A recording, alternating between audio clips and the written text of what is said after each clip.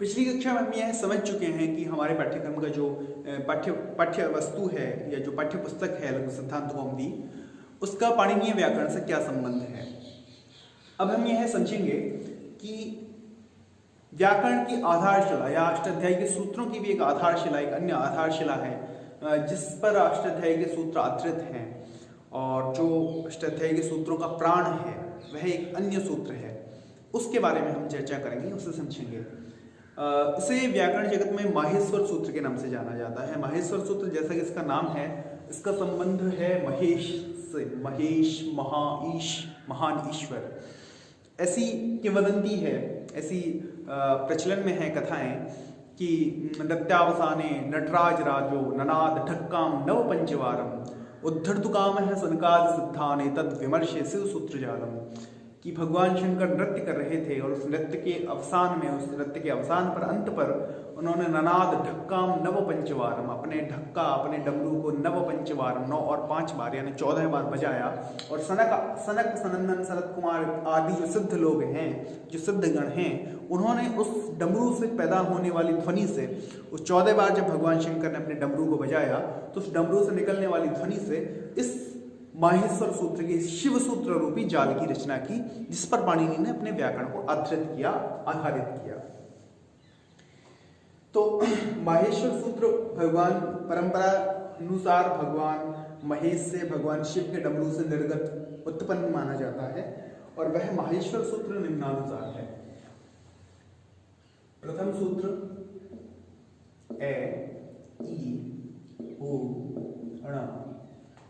द्वितीय सूत्र री री क। तृतीय सूत्र ए ओ अंग। चतुर्थ सूत्र ऐ औ च।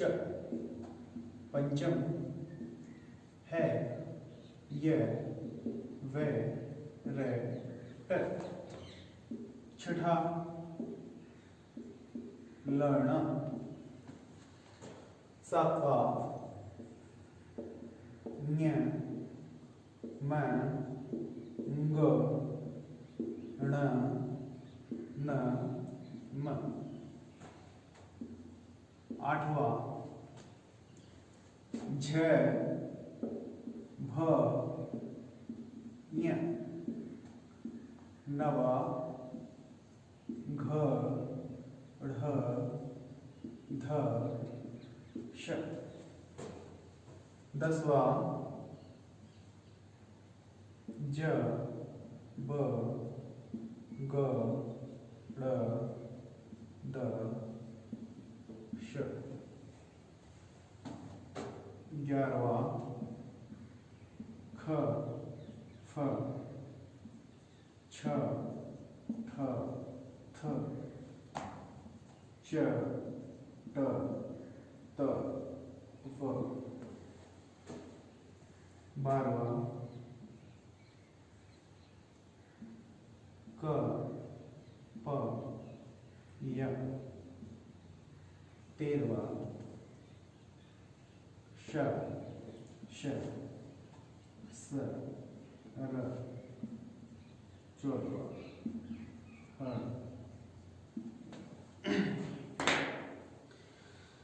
इति माहेश्वराणि सूत्राणि अणादि संज्ञार्थानि। यह माहेश्वर सूत्र है। 14 सूत्र है कुल। प्रथम ऐ उण दिल रिक। द्वितीय ए औंग ऐ औच हय वेरट लण यम गणनम छ भय घड़ थस जब गड़ दश खफ छठ थ चट तव कैपय शश शर हल। इति 14 सूत्र है।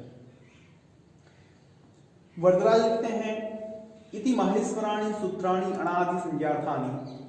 इति माहेश्वराणि सूत्राणि, ये माहेश्वर सूत्र हैं जो किस हेतु हैं? अण आदि संज्ञार्थानि, अण आदि संज्ञाओं के लिए हैं, अण आदि संज्ञा करने के लिए हैं। इसका अर्थ क्या है, मतलब क्या है? अण आदि संज्ञा क्या है? माहेश्वर सूत्र कैसे अण आदि संज्ञाएं करता है, यह हम समझेंगे थोड़ा सा बाद में। इति माहेश्वराणि सूत्राणि अणादि संज्ञार्थानि येषाम् अन्त्या इतः इनके अंत में जो है वह इत है। दो चीजें आ गई हैं, अण आदि संज्ञाएं, ठीक है। फिर आया वरदराज कह रहे हैं ऐसा मन क्या था, इनके अंत में जो है वह इत है। जैसे प्रथम सूत्र है ऐ उण, तो इसके अंत में क्या है, नय है। वो कह रहे हैं कि जो नय है वह इत है। दूसरा सूत्र है रिल रिक, इसके अंत में क्या है, कै, तो कह रहे हैं कै है वह इत है। अब यह इत क्या है, यह भी हम थोड़ा विस्तार से बाद में समझेंगे।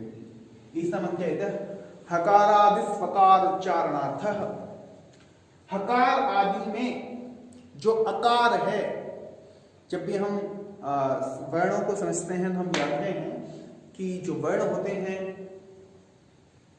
वो दो भागों में विभक्त हैं, स्वर और व्यंजन।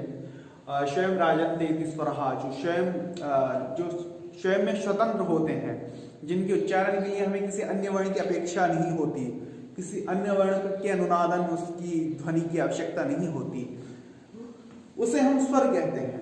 लेकिन कुछ अन्य वर्ण भी होते हैं जिनके उच्चारण के लिए हमें किसी दूसरे वर्ण की आवश्यकता होती है, या जिसके उच्चारण के साथ में किसी कोई अन्य वर्ण भी उच्चरित होता है, उसे हम व्यंजन कहते हैं। उदाहरण के लिए जब हम ए बोलते हैं या ई बोलते हैं, ई, तो अंत तक ई की ध्वनि ही रहती है। लेकिन यदि हम बोले क, तो क के अंत में अ की ध्वनि शेष बच जाती है, क यदि अ। लेकिन हम बोले ई या अ, तो ए के उच्चारण के समय ध्वनि अंत तक अ ही बनी रहेगी, किसी अन्य वर्ण के उच्चारण की आवश्यकता नहीं होगी। इसलिए ए स्वर है, क्योंकि जब हम ए बोलते हैं तो उसे बोलने के लिए किसी अन्य वर्ण की आवश्यकता नहीं है। लेकिन यदि हम क ख ग घ क ख ग बोलें तो ए बोलेगा, क ख बोले तो आ बोलेगा, की खी बोले तो ई बोलेगी। इसलिए जब हम व्यंजनों का उच्चारण करते हैं तो उनके उच्चारण के साथ स्वर का उच्चारण भी होता है, स्वर की सहायता की आवश्यकता होती है। तो वरदराज कह रहे हैं कि हकार आदिशु अकार उच्चारणार्थ है को हमने पूरा लिखा हुआ है, टे के हलंत लगा हुआ है, न के हलंत लग रहा है। सभी सूत्रों में जो अंतिम वर्ण है उसके हलंत लग रहा है। इसका मतलब है कि हलंत का मतलब है कि उसमें उस व्यंजन में कोई स्वर विद्यमान नहीं है, वह अपने आप में अकेला व्यंजन मात्र है, अर्धमात्रिक व्यंजन मात्र है। लेकिन टे से पहले जो है या मैंने लिखे हुए हैं वर्ण, उन सबको पूरा लिखा है, उन सबके हलंत लगा के नहीं लिखा। इसका मतलब, इसका अर्थ यह हो जाता है कि है में ए भी विद्यमान है व्यंजन और ए स्वर ये व्यंजन और ए स्वर वे व्यंजन और ए स्वर। लेकिन वरदराज कहते हैं कि ऐसा नहीं है। हकार आदिशु अकार उच्चारणार्थ है। हकार आदि में है ये वे रे ले ये इत्यादि में जो भी ए लगा हुआ है वो केवल हमने इसलिए लगा दिया है ताकि इनका उच्चारण हो सके, क्योंकि बिना स्वर की सहायता के व्यंजन का उच्चारण नहीं हो सकता। इतने सारे व्यंजनों को यदि हम बिना स्वर लगाए लिखेंगे तो फिर इन्हें बोल पाना संभव नहीं हो सकेगा। तो हकार आदिशु अकार उच्चारणार्थ है, केवल उच्चारण के लिए हमने यहाँ पे ए लगा के लिख दिया है ताकि आप इसे बोल सकें, अन्यथा यहाँ पर ए नहीं है। हकार आदिशु अकार उच्चारणार्थ है। लण मध्य तो इत संज्ञक है, लेकिन लण के मध्य में जो ए है, जो लय में जो ए है वह इत संज्ञक है, वह इत संज्ञक है। अब यह इत संज्ञक क्यों है, कैसे है, इसका क्या प्रयोजन है, क्या उद्देश्य है, इत होता क्या है, यह सब हम थोड़ा सा समझेंगे, लेकिन उसके लिए हमें थोड़ी समय की आवश्यकता होगी। अकार आदिशु अकार उच्चारणार्थ है, लण मध्य इत संज्ञक, इतना ही उन्होंने लिखा है शिव सूत्र के ऊपर। अब हम कल यह समझेंगे कि संज्ञा, अण आदि जो संज्ञा, प्रथम जो चीज है अण आदि संज्ञा है वह क्या है। अगली कक्षा हम इसी पर लेंगे, तब तक हम माहेश्वरी सूत्रों को कंठस्थ कर लें, इस 14 सूत्रों को याद कर लें, अपनी स्मृति में बिठा दें। और तत्पश्चात क्योंकि माहेश्वरी जो सूत्र है वह अष्टाध्यायी के अनेक सूत्रों में इसका उपयोग होता है, और यह एक तरह से रीढ़ की हड्डी है और यह बहुत उपयोगी भी है। इसके कारण व्याकरण को लघुता देने में हम चर्चा कर रहे थे कि वैयाकरणों को यदि आधी मात्रा भी कम कहनी पड़ जाए, किसी तरह से वो कम कर पाए, तो उससे उन्हें इतनी प्रसन्नता, खुशी मिलती है, आनंद मिलता है, जितना कि पुत्रोत्सव पर, पुत्र के जन्म पर व्यक्ति को मिलता है। तो माहेश्वर सूत्र से इस व्याकरण को लघु करने में, संक्षिप्त करने में बहुत सहायता मिली। और यह जब हम आगे समझेंगे किस तरह से अणादि संज्ञाएं बनती हैं और किस तरह से अणादि संज्ञाओं का सूत्रों में उपयोग होता है, यह सब समझते समझते हम माहेश्वरी सूत्र की उपयोगिता को भी समझ जाएंगे और व्याकरण की लघुता में इसके जो सहायकत्व है उसको भी हम समझ सकेंगे। अगली कक्षा में फिर मिलते हैं।